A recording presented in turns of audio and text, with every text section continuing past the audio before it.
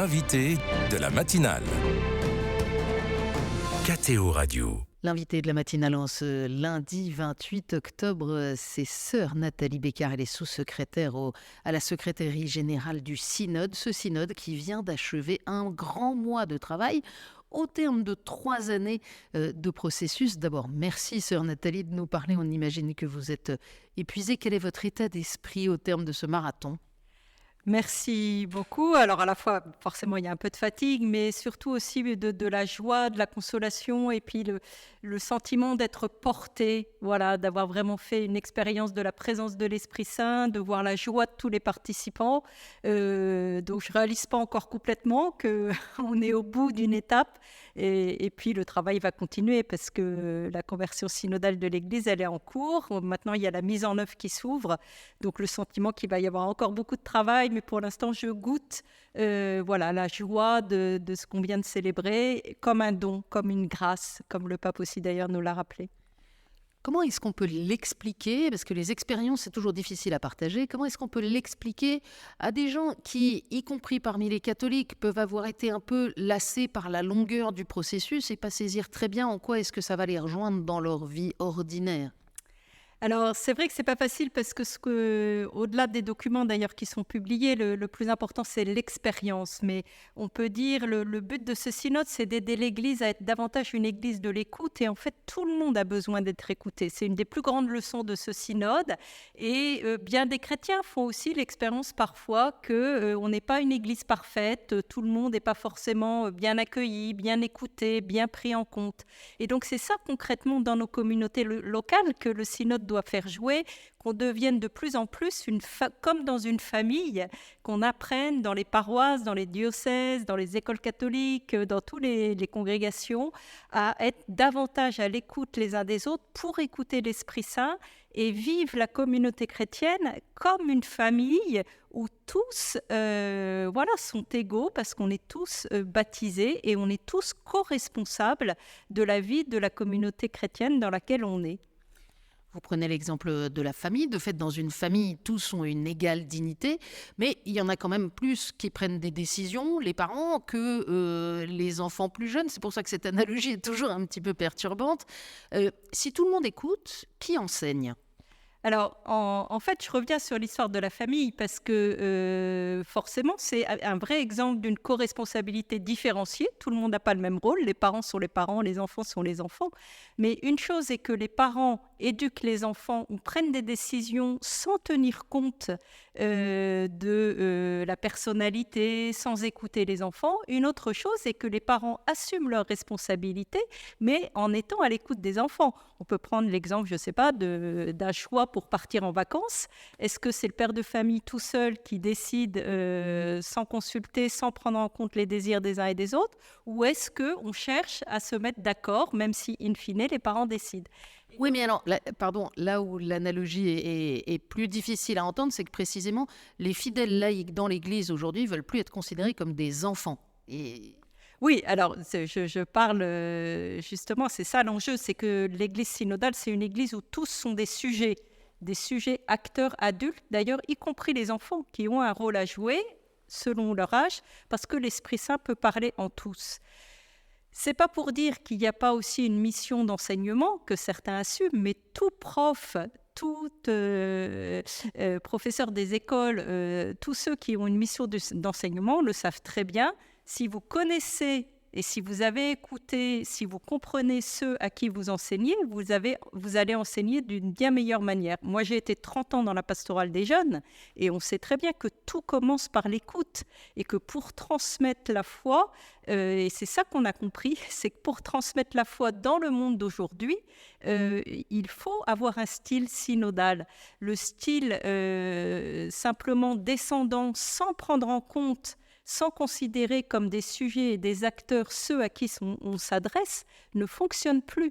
Et donc, les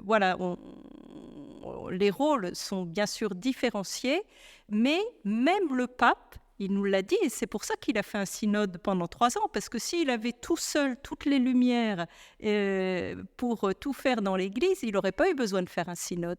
Une Église synodale est une Église où tous ont à donner quelque chose et tous ont à recevoir, où chacun a à apprendre les uns des autres, y compris le pape, comme il nous l'a dit. Voilà, on peut dire personne n'est trop pauvre pour n'avoir rien à donner et personne n'est trop riche pour rien avoir à recevoir.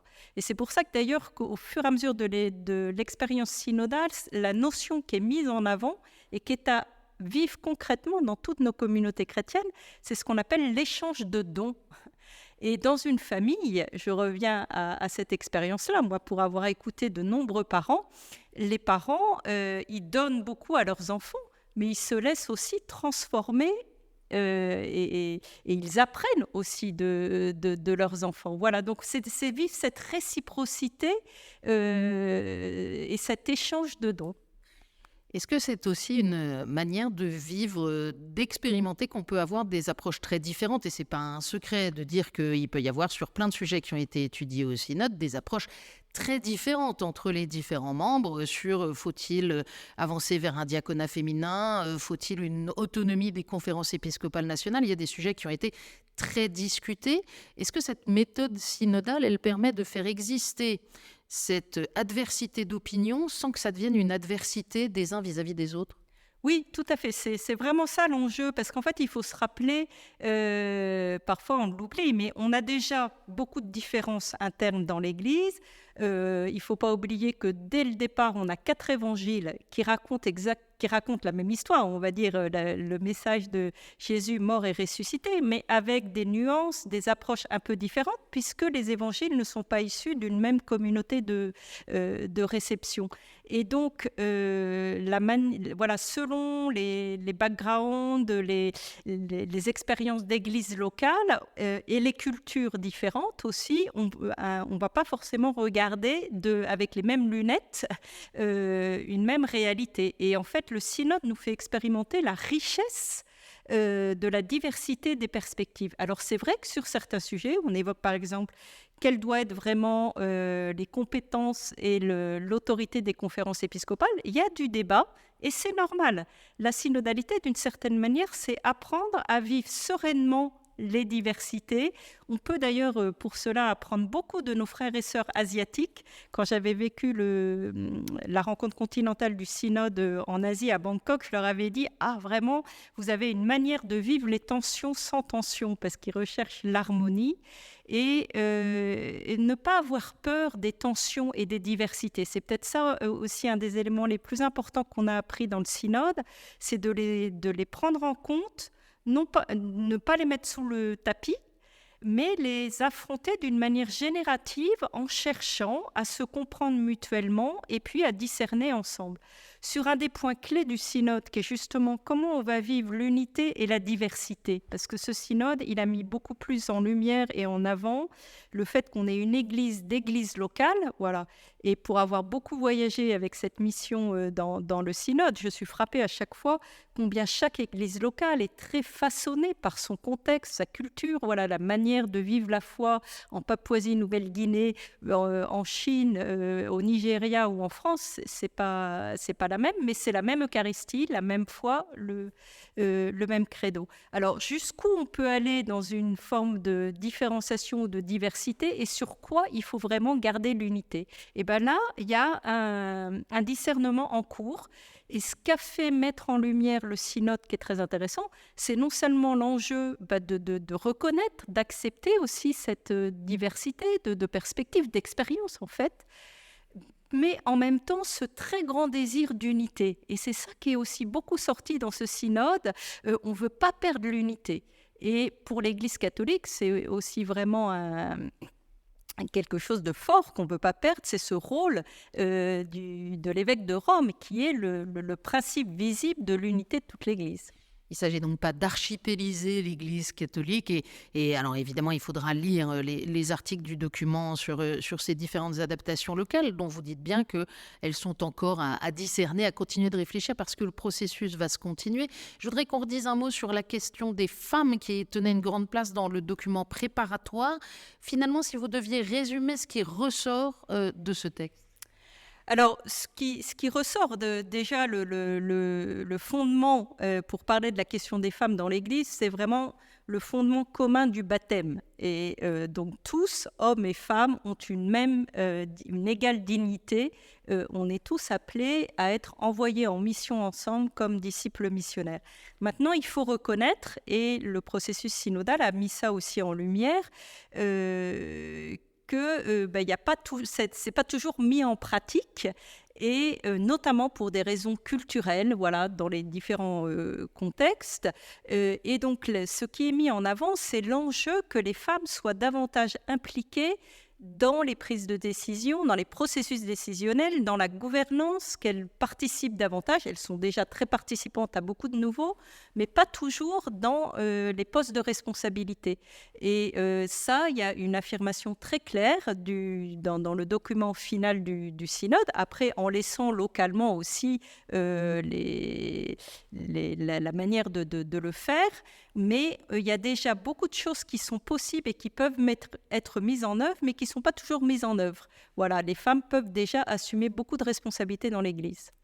Et on rappelle que sur la question précise du diaconat féminin, le pape a mis en place un des 10 groupes d'études et de travail. Donc c'est pas, le synode ne conclut pas sur ce sujet. Nathalie Becker, on arrive au terme de cet entretien. Peut-être pour comprendre aussi la place de ce document, le Vatican a rappelé que ce n'est pas un document normatif, au sens où ce n'est pas une série de règles qui va s'imposer demain aux églises, mais c'est vraiment une invitation pastorale très forte pour que l'Église, là où elle est partout dans le monde, annonce le Christ aujourd'hui. Oui, si vous voulez, ce qu'on a compris avec ce synode et ce qu'on met en avant, c'est que la manière d'être une Église missionnaire aujourd'hui, de continuer l'annonce de l'Évangile, la transmission de la foi, c'est avec un style synodal qui permet la participation de tous. Les contextes sont différents, comme je le dis. Ce document, il nous donne vraiment une feuille de route assez claire en indiquant les différents domaines sur lesquels il faut avancer, travailler.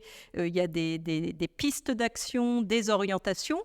Maintenant, c'est à chaque église locale de se l'approprier, de définir les priorités, mais il donne déjà beaucoup de... C'est comme une carte routière pour continuer ce chemin de transformation, pour être une église synodale en mission, c'est-à-dire la même église depuis l'origine, mais dans le contexte d'aujourd'hui.